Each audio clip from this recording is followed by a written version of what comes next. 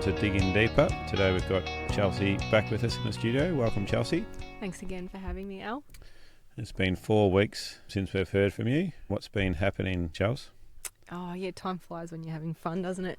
A lot of work. It's been very busy, which is usually quite typical of this time of year. What are your peak months? Is it now and like an autumn calving and a spring calving type time? Yeah. So around calving times, things do get very busy, particularly around late calving for us. But yeah, we do seem to go through these months, particularly around sort of April and September, where the end of calving season often is when you start to get problems with calvings themselves and lambings and things like that. So why is that? I don't know. Sometimes I wonder if it's more the over fat ones that are more likely to go past their due date and maybe have bigger calves and lambs inside them, so they're more likely to just have problems. What about, are we getting tired of calving and lambing? We're not checking them as much, Yeah, or I do being diligent? I do think that does play a bit of a role. People are just getting a bit fatigued themselves, and yeah, there does seem to be this bit of a syndrome of that last handful of animals. You talk to any farmer and they'll say, yeah, it's always the last handful that give you grief. So it overlaps with us disbudding the dairy calves, and we're still preg testing a lot of the spring calves as well. And because people are starting to get organised for joining, it means we need to go out and check the bulls before joining as well. So all the work just overlaps at once, and then calving finishes and the spring preg testing finishes and the bull testing finishes, and then hopefully we should get a bit of time off over June, maybe. So month of June's a quiet one? Usually that's our quietest month, is June, yeah, and then it ramps back up again for July, August for the spring calving. We'll do it all again. We've got less hours of daylight now as well, which is makes it hard. It really, doesn't it? It just makes it so much harder to get anything done outside of work hours. Every year you get caught out by it and you think, oh, I'm more organised or whatever next year, but it just is one of those things. Yeah, I do enjoy the wood fire crackling away at the night time though. Yeah, I got my heater cleaned the other day actually, so all on that front, so yeah. Oh, very good. Jim Carner.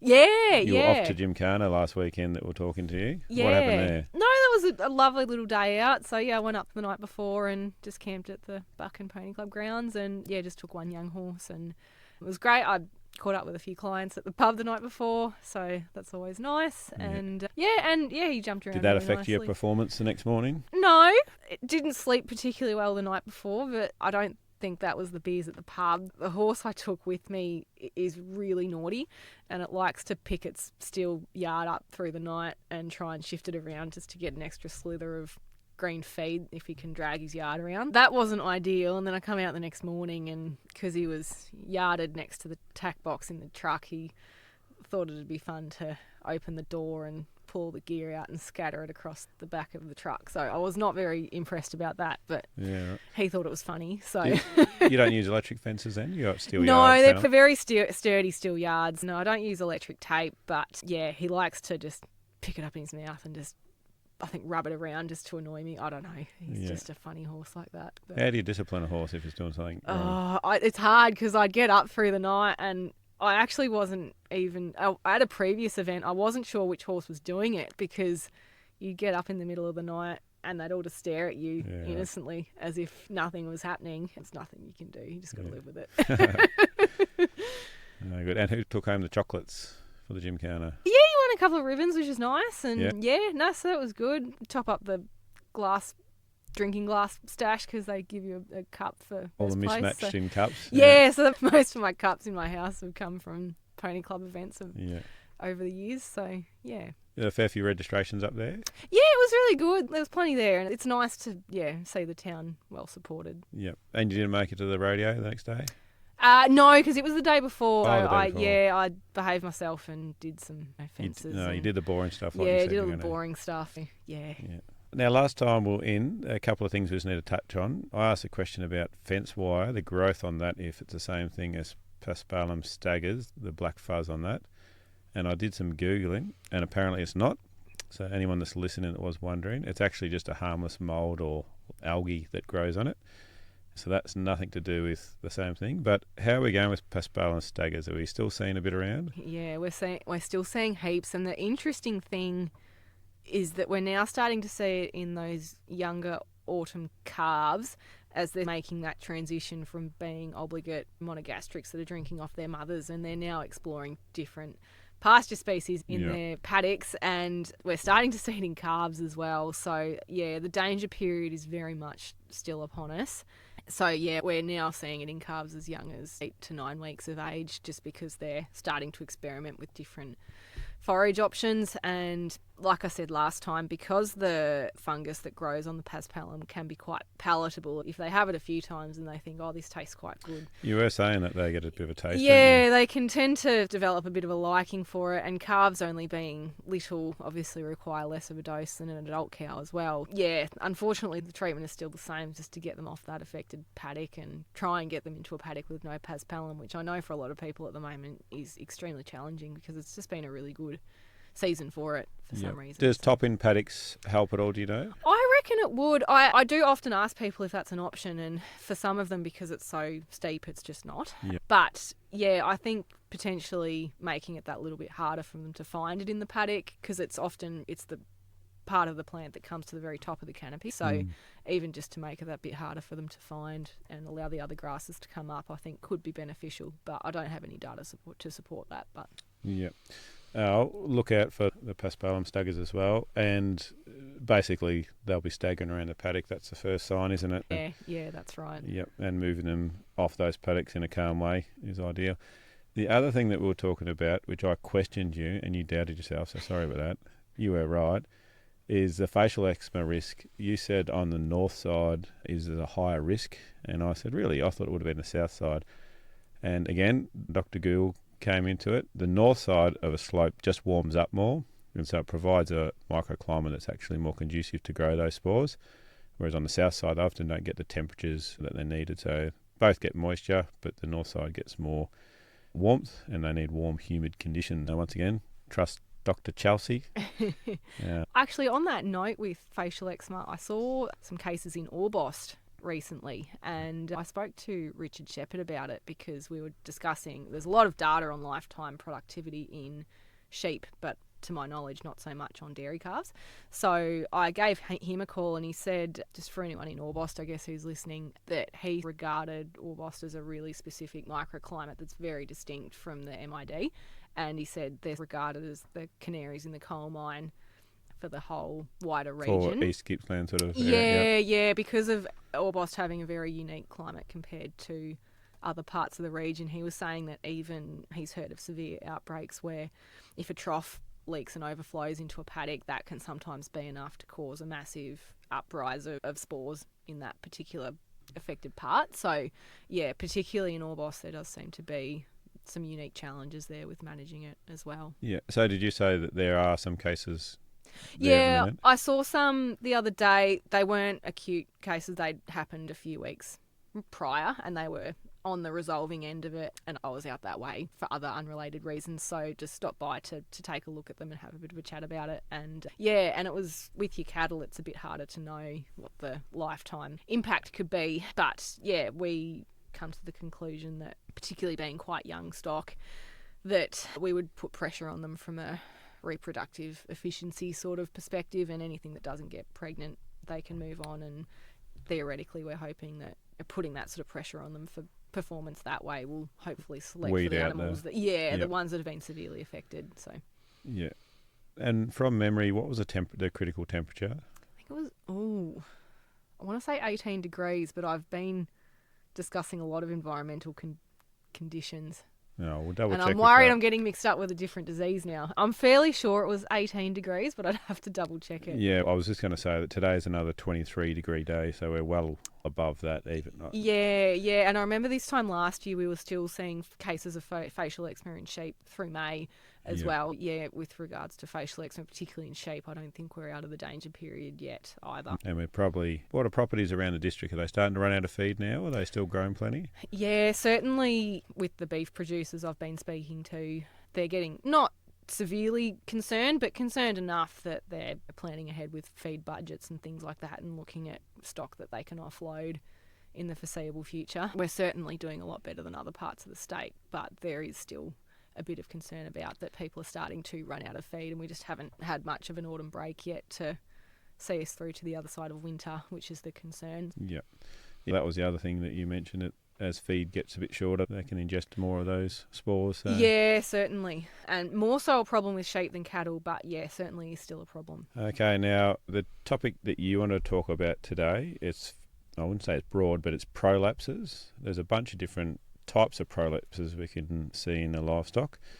You want to just give a quick rundown on what we're going to be talking about today? Yeah, very broadly, a prolapse is essentially just an internal organ that has come to the outside of the body for whatever reasons. The three main prolapses we see in both sheep and cattle are the rectal prolapses, and then vaginal prolapses and uterine prolapses. And we've seen all of them over recent months, and all have got very different causes and treatments as well. All right, let's go one by one, I guess. Top of my list is uterine prolapse, often in dairy cattle. Yeah, quite often in dairy cattle, but also in older sheep and beef cattle as well.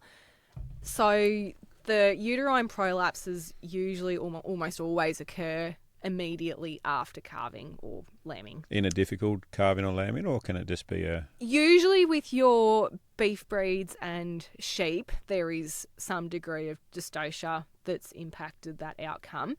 With particularly older breeds of older beef cattle and dairy cows, particularly high producing dairy cows, sometimes a very mild milk fever or hypocalcemia can precipitate a uterine prolapse as well. So calcium is very important for normal muscle function, and the uterus is surrounded by smooth muscles. So if we don't have enough calcium for those muscles to contract properly, then we can definitely see uterine prolapses as a secondary consequence to that.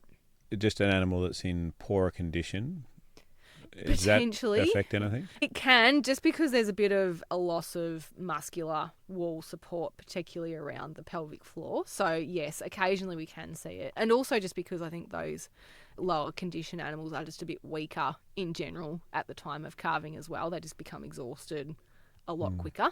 So yeah, potentially I think there can be some issues, particularly with the dairy cattle again, that there's been some issues with transition management. Yep. So talk us through what happens. We see uterine, got a calf on the ground. What's next? And what is actually hanging out the back? Yeah, so uterine prolapses are pretty spectacular sight to behold when they occur. Spectacular for a vet or a normal person? For nobody. For absolutely nobody.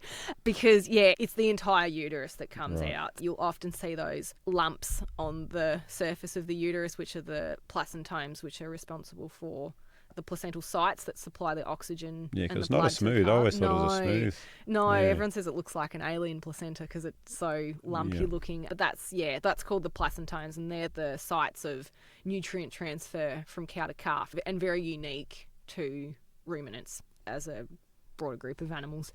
And usually it's the whole uterus. What complicates... And that's quite large too, It isn't is, yeah. And what happens is once the uterus comes out, the venous return of blood flow can get a little bit occluded, so they swell up and become really edematous as well.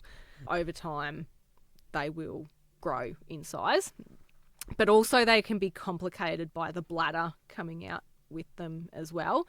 And in really rare but very difficult cases to manage, you can get intestines trapped in the uterine prolapse as well. So that's obviously pretty dire, but it does occasionally happen. Yeah, and so will that whole uterus come out in the one instance, or can we make it worse? It keeps coming, like more of it comes out. Usually I find it's a bit of a slippery slope. Once part of it comes out, the whole thing comes out in pretty quick succession. So, yeah, it's to do with the fact that, once a small amount of it comes out, usually the cow starts pushing because it's uncomfortable and it actually makes it a lot worse.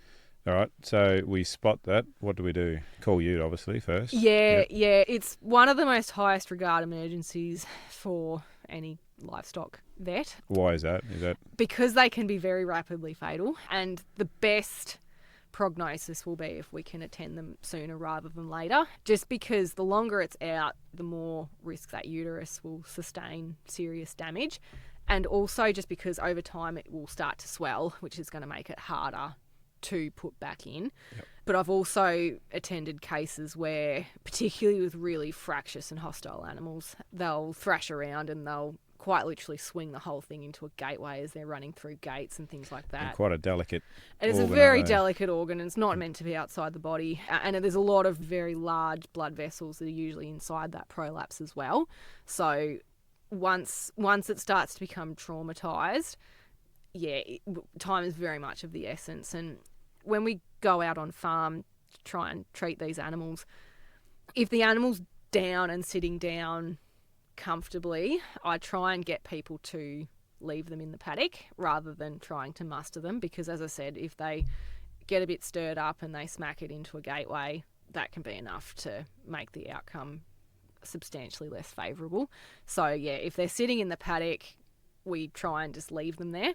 If people feel comfortable, I'll often ask them to put a halter on them and try and restrain the head so that when we do attend the cow, it doesn't just get up and walk off as soon as we arrive. So if we can have them restrained but sitting down, that's the best case scenario. But occasionally what we can also do is sedate them in the paddock to make that whole process a bit more easier for the animal. Obviously that it's not a great scenario to be in, because sedating them comes with a risk of causing blood pressure problems as well. So it's not an easy problem to deal with just from a practical sense, that's for sure. Yeah, so if they're calm enough to walk them in the yards, that's option number one. Yeah, if they're settled and, they're on their feet when you find them, then, walking them very gently to the yards is the next best option.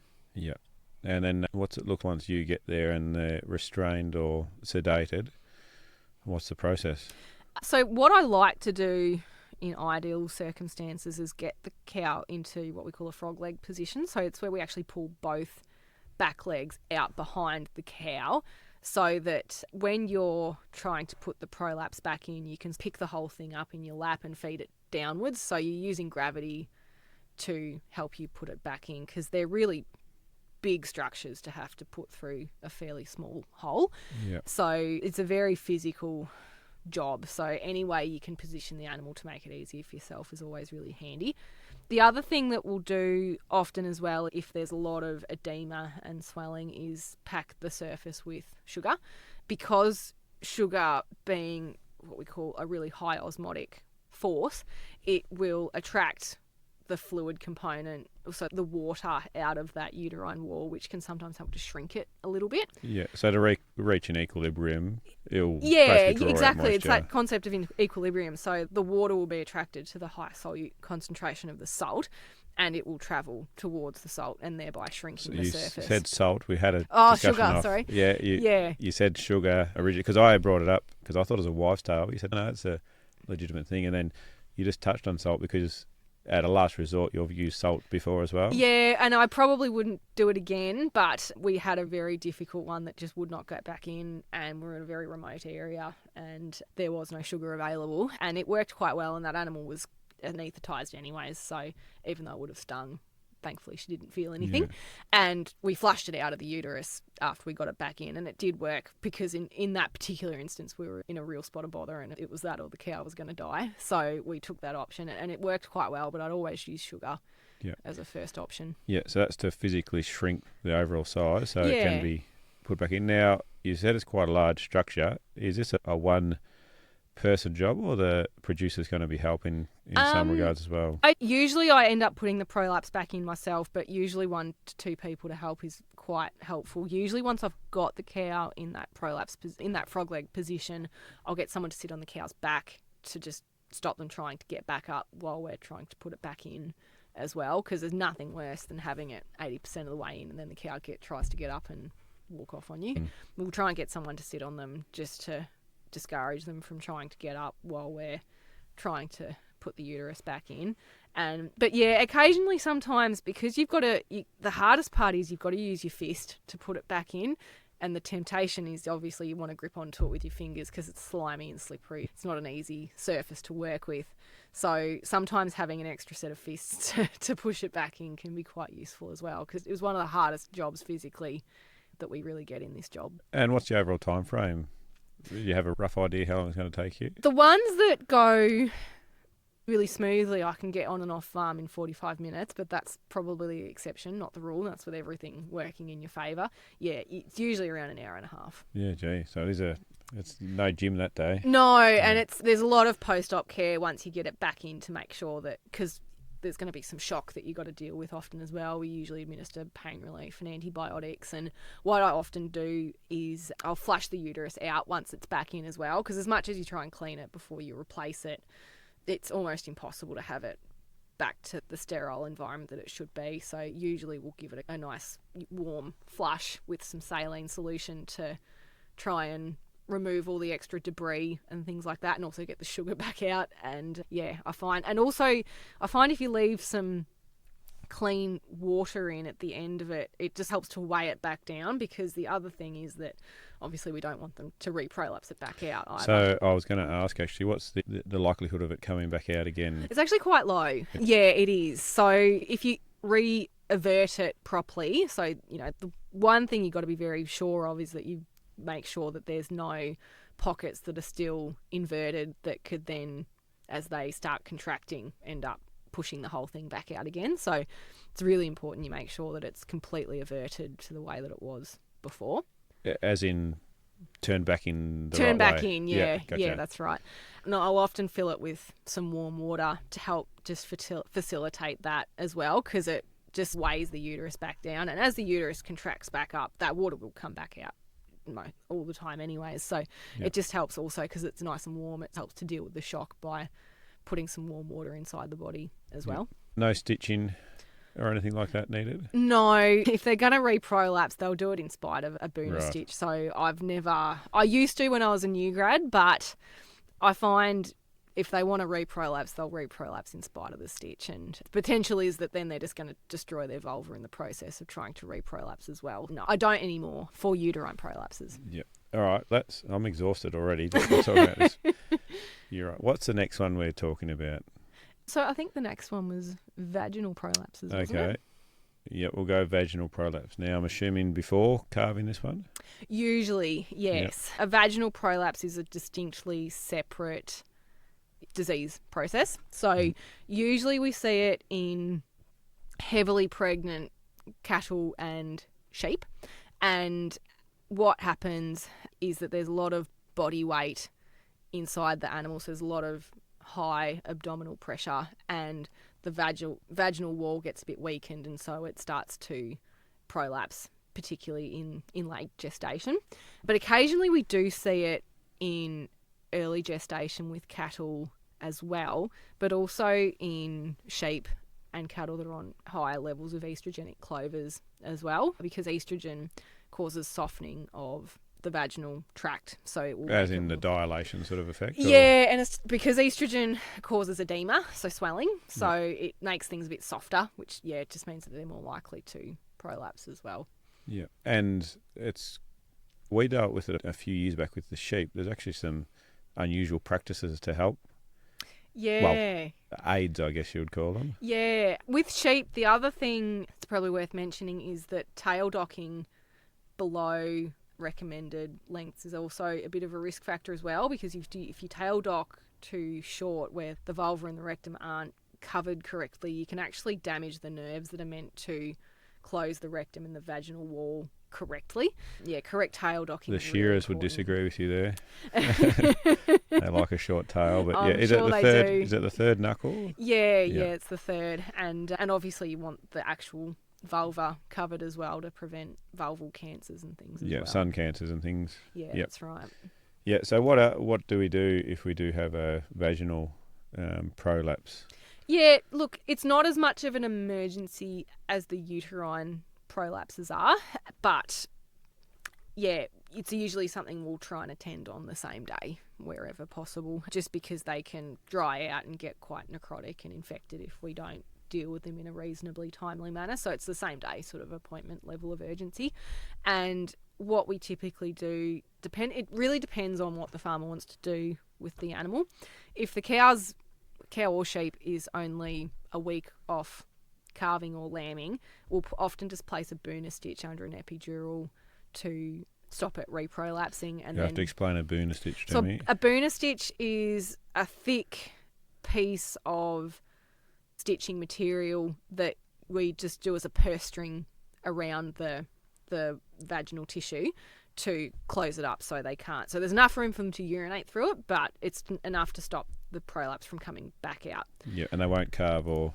No, so that's the corollary of that, is that the producer has to be very eagle-eyed in making sure that they identify when those animals start carving or lambing and take the stitch out, because obviously if we don't, there can be quite adverse consequences to doing that. So we don't have to take that stitch out hours before calving, just a day, days before? Preferably at least a day, just to be on the safe side. So, once we see that they're really starting to spring up, we tell people to remove them. Yep. Now, do you know about the little plastic sheep one? Have you ever used that? I've never used them, but I have definitely seen them. So they harness type. And there's also harness type ones as well, but yes. Well, they remind me of a picture of ovaries, actually. Yeah. And they actually sit inside, but they can lamb through them. They'll push them out. I was going to say, because they're attached to the wool, aren't they? So I'll tie it underneath their legs or something. And, And it actually sits, from memory, inside the vagina. Yep. And then when they push hard enough, it's just a bit of, imagine a spoon, a wooden spoon, but a plastic one. Yep. And it just bends out of the road. And we tried it once with zero success, but some people do use them quite regularly. Yeah. The other thing we can do with cattle is there are prolapse kits that essentially toggle the vaginal wall to the hindquarter muscles. So it's something, again, that a vet has to administer because we need to have a good epidural on board for pain relief. But the toggle allows them to carve without having to do any removal. So the toggle stays in place against the vaginal wall and just basically anchors the vagina inside the body. Yeah. And I have placed them, and I know cows have calved uneventfully from feedback from producers. So that is certainly an option. And that's just removed later on. Yeah, that's right. But I think probably the important thing with vaginal prolapses to be aware of is, unless there's like a very obvious feed-related issue with estrogenic clovers and things like that, because there is a bit of a heritable component, we often recommend culling as the first option wherever possible, unless, like I said, they're right at the point of calving. So if we're early to mid-gestation or empty, my preference would be not to retain that animal, because there is genetic components. And also, genetic components aside, that individual animal, when they do get pregnant, is more likely to just keep having it happen every single year. So they just become problematic animals to have on the property. Yeah. So if it's heritable, is there breeding values that would say that some are more likely to, some breeds? Not to my knowledge, no. There are certain breeds that seem to be overrepresented, which is where the heritability of it comes from. And I certainly know that, and I recommend this, and I know several other practitioners do recommend not keeping the daughters out of females that have prolapse problems as well. But the mode of heritability and the breeding values of them as such, I'm not aware of any. Yeah, I'll name and shame the breeds. What are the... I love Herefords, but Herefords are one breed with our southern breeds of cattle, but there are also families of Brahmins that do tend to be overrepresented as well in Is this systems. Just the vaginal prolapse or prolapses? just vaginal. Yes. Right. Vaginal with sheep and coughing. Yeah. Is that? Yes, definitely. Yeah. And that's another risk factor with sheep as well. We do see, particularly there's a very specific bacteria called mycoplasma that can cause respiratory issues in sheep. It causes a chronic cough, and very common in intensively housed sheep, so lamb lotting type scenarios. Yep. And the chronic coughing can cause concurrent vaginal and rectal prolapses as well. Both. Yeah. Just because they forcefully cough with such high abdominal pressure that, over time they start to develop prolapses. And so, they're really difficult ones to sort of manage because, you need to put a purse string in them. But sometimes if they're really severe, you do sometimes need to consider euthanasia for those animals because they're just really hard. You can't stop them coughing once they've got mycoplasma a lot of the time. Yeah, so that mycoplasma, what is there some husbandry things we can do to reduce that, or is it just something that's always present? There does tend to be herds that are positive to it and herds that are not. And I actually looked up this recently for a farm that we found it on, and even though most farms that we find it on do pretty much do everything right, trying to minimise dust and too much excessive commingling, cleaning water troughs and things like that can help. But on positive farms, even despite all those efforts, it can be a very frustrating disease to manage. And is it contagious, or is it Yeah, it is. Yeah, but so that's part of the problem, is that when we've got animals sort of housed intensively, it just transmits from one to another, particularly in water troughs and things like that, very readily. And because they're all drinking out of communal troughs, it can make it really hard to stop the spread once they're in that. Yep. So will the animals build up some sort of a natural immunity, or will they come good, or is it just something that if that mob has been exposed to it, if you can cull it out? Yeah, usually once the mob's been exposed, there is a very chronic cough, and if you give them enough time, eventually they will clear it, but it can be months of chronic coughing. Yeah. So typically when they're in those feet, unless they're using containment, if they're in there to be finished anyways, usually they finish with no major dramas, and often they have good average daily gains in spite of having it. So you just finish them and give the lot a really good clean afterwards and hope you don't get it in the next one. I was actually thinking of, you just mentioned it there, containing ewes. Like if that comes up in your ewe flock, you're not going to go and cull your whole That's ewe maze. right, and that's the challenge, because we researched that recently for that specific type of problem. What do you do when the breeding animals get it? And yeah, it's obviously not practical to cull the whole flock. Yeah. For some people, it is something they do just have to live with, unfortunately. And the problem is that they can get better and then they go through a stressful event and it can recrudesce and things like that as well. So it's a bit of a frustrating one, and it's thankfully not very common. It's a frustrating disease more than anything. It doesn't cause massive amounts of death. It's just the constant coughing noise can be really draining for people to have to listen to all day. Yeah.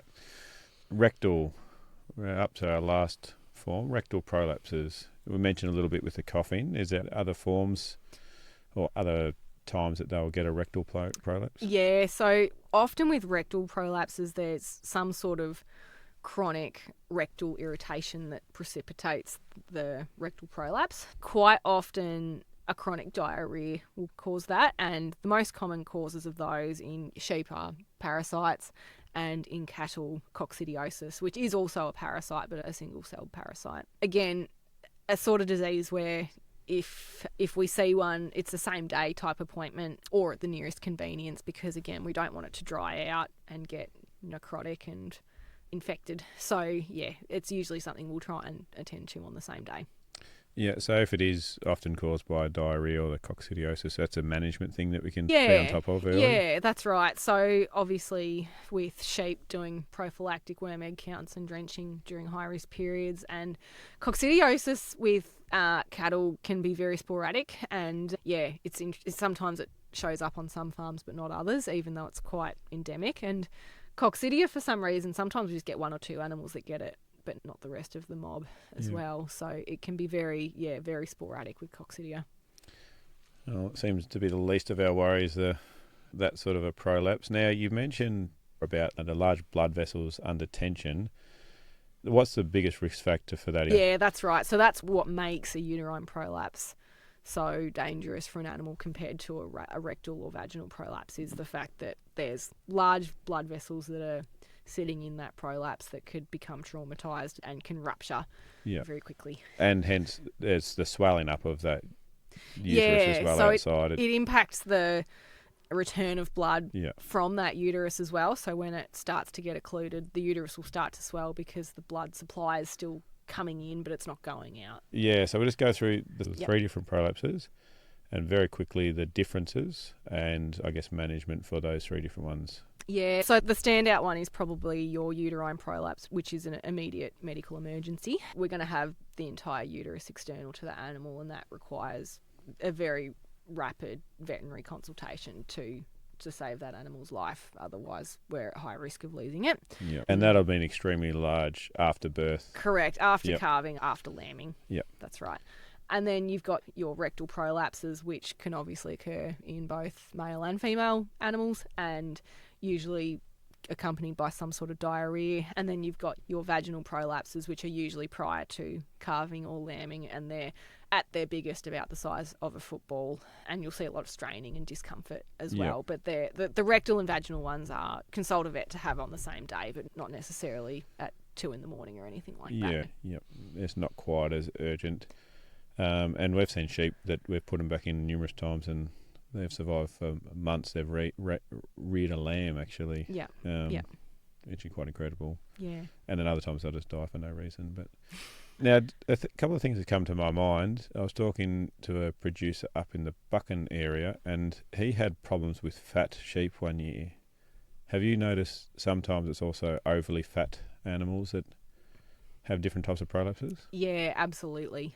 I think that is a little bit to do with just a weakening of the vaginal wall as well. And it just, because there's increased body fat reserves inside the abdomen, that puts the pressure of the abdominal cavity to go up as well. So there's just more abdominal pressure to force internal organs outwards. Yes. The other thing is being in Buchan, hill country can be that was my a bit next of a risk one factor. actually. More over the Tambo, but hills. Yes, just because they have to walk uphill. When I don't know what it's like for you walking up hills, Al, but I find my core strength is working a lot harder to just physically drive yourself up the hill. Yep. There is more abdominal pressure being exerted when they're walking uphill. So yeah, just to maintain that core stability. So something as simply, if you are having a few issues, if you could find some flatter paddocks. Yeah, that could definitely help. Relieve that for the month. And get a bit of excess condition off if you're able to do that without obviously starving them right before lambing as well. It's a pretty heavy topic. Actually, I was telling you a story off air. I got a phone call from a friend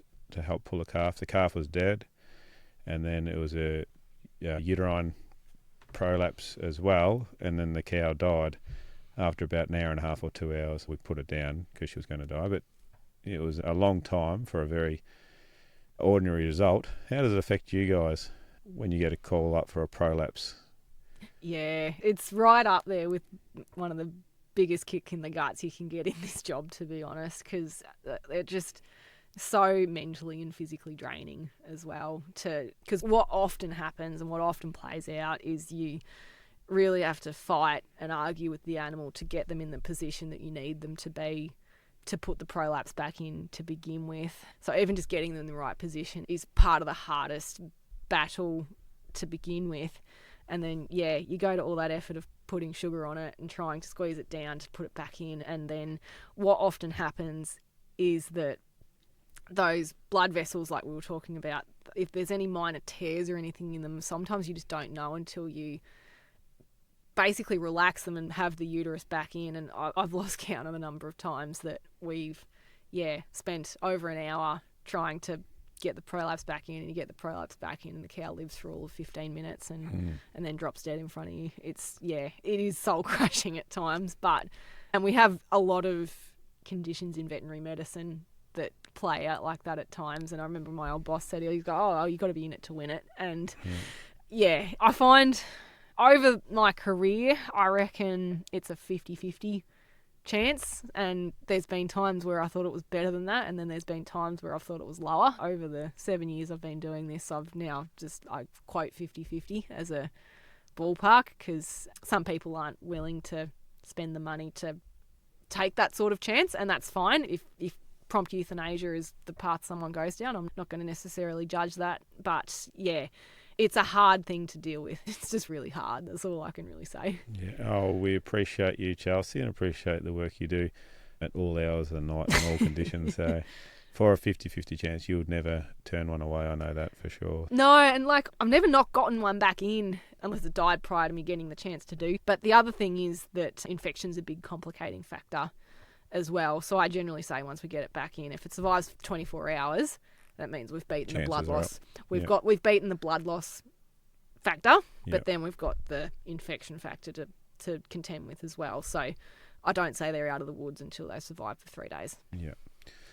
Yeah, like I said, we appreciate it. And it's not something that everyone could do for sure, both physically and mentally. That concludes this session, but we've actually got your interesting fact, not interesting fact, but something you have learnt that has surprised you. What can you share this month? We've had good response so far to yours, so don't let us down here, Charles. I was actually at a discussion group, and one of the producers in our discussion group, and I can't even remember what precipitated the conversation, but it was to do with usage of pest spray type factors and how we can mitigate usage of glyphosate and things like that in farming to minimise our usage. And someone quoted that across Australia, there's 40% of ryegrass species are now demonstrating resistance to glyphosate in cropping farms, which is, when you hear something like that, it's quite scary to think about. I don't know what we can do with that information really, but it's a bit of a worry when we hear, and things like resistance in drenches and everything as well. It's going to put a lot of pressure, I think, on farmers in the future. Yeah, I know in New Zealand they're really at new sort of modes of action, not just chemical now with drench resistance in sheep, but I hadn't heard about the ryegrass one being so high. We actually looked up some facts beforehand, and New South Wales, we're reading here, is 79% of ryegrass sampled in 2020 had resistance to glyphosate, so nearly 80%, which is staggering. In Western Australia, glyphosate resistance increased from 8% in 21 to 39% in 24. So in, 3 years is a fairly steep increase. So look out. They're trying to ban it in different parts of the world, aren't they, glyphosate? Quite possibly. It's not a side of agriculture I honestly have a lot to do with, apart from occasionally with pasture establishment for the cattle themselves. But yeah, it's scary when it's not even working in large parts of the districts as well. No, so, yeah. poor old ryegrass. I'd desperately try and grow ryegrass at my place, so I should talk to those croppers, see how they're doing such a good job. It's been a pleasure. Thanks very much, Chelsea. No problem. Thank you for having me. We'll see you next month. Great.